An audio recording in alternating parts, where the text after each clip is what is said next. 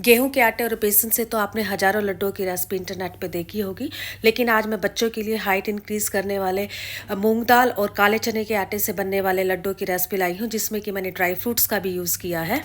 Hello and welcome back to my channel. बढ़ती उम्र के बच्चों को बहुत सारे पोषक तत्वों की ज़रूरत होती है, तो आज की ये लड्डुओं की रेसिपी मैंने बच्चों की न्यूट्रिशंस रिक्वायरमेंट को ध्यान में रखते हुए बनाई है। बढ़ती उम्र में बच्चों को iron, protein, good fat, magnesium, vitamin D, phosphorus, calcium, इस तरह के पोषक तत्वों की बहुत ज़रूरत होती है, जो कि उनकी मेंटल और फिजिकल हेल्थ की डेवलपमेंट के लिए भी ज़रूरी है और उनकी हाइट इंक्रीज़ करने के लिए भी ज़रूरी है। तो मैंने इंग्रेडिएंट्स स्क्रीन पे दे दिए हैं, आप रेसिपी डिस्क्रिप्शन बॉक्स में भी चेक कर सकते हैं। तो चलो लड्डू बनाना शुरू करते हैं। पहले मैंने एक बड़ा स्पून घी ले लिया है, उसको मेल्ट किया और उसके बाद मैंने उसके अंदर बादाम और थोड़े से अखरोट मिला लिए हैं। हम इसको 3-4 मिनट तक धीमी धीमी आंच पर अच्छे से भूनेंगे।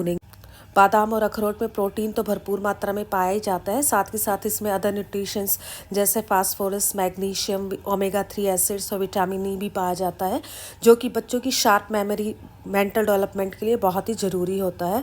और ये मेरे बादाम और अखरोट रोस्ट हो गए हैं, मैंने उनको एक अलग प्लेट में निकाल लिया, ठंडा होने के लिए रख दिया है। अब हम कढ़ाई में 1 चम्मच तेल और लेंगे और उसके अंदर हम अपने मखानों को डालेंगे और धीमी धीमी आंच पर 3 से 4 मिनट के लिए अच्छे से भूनेंगे। जब हमारे मखाने भुनकर तैयार हो जाएंगे तो उनको भी हम एक अलग से प्लेट में निकाल लेंगे और ठंडा होने के लिए रख देंगे।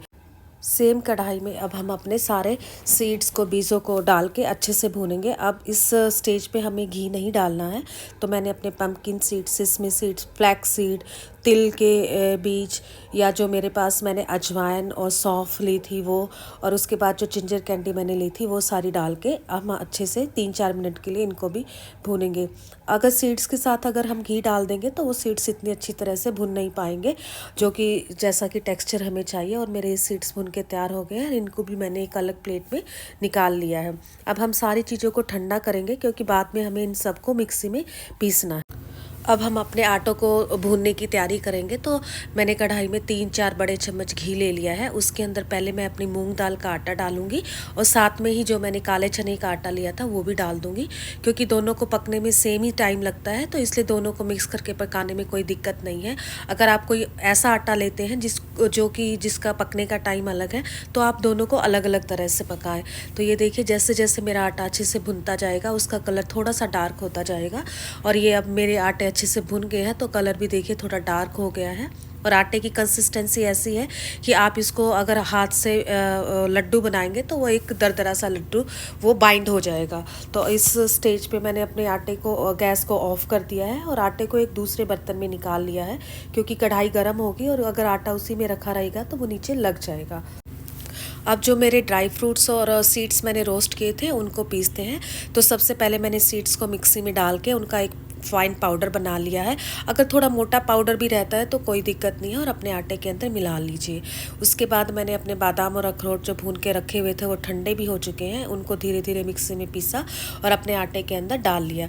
अब मखानों को भी मैंने अच्छे से मिक्सी में पीस लिया, मखाने बहुत जल्दी पिस जाते हैं, और उस पाउडर को भी मैंने अपने आटे के अंदर मिला लिया है। उसके बाद हम इसके अंदर चीनी डालेंगे। तो मैंने चीनी का यूज़ नहीं किया, मैंने देसी खांड ली है। तो 1 किलो हमारा आटा था तो मैंने 750 ग्राम के करीब खांड ली है। अगर आप शक्कर भी लेना चाहते हैं तो 750 ग्राम के करीब शक्कर ले लीजिए।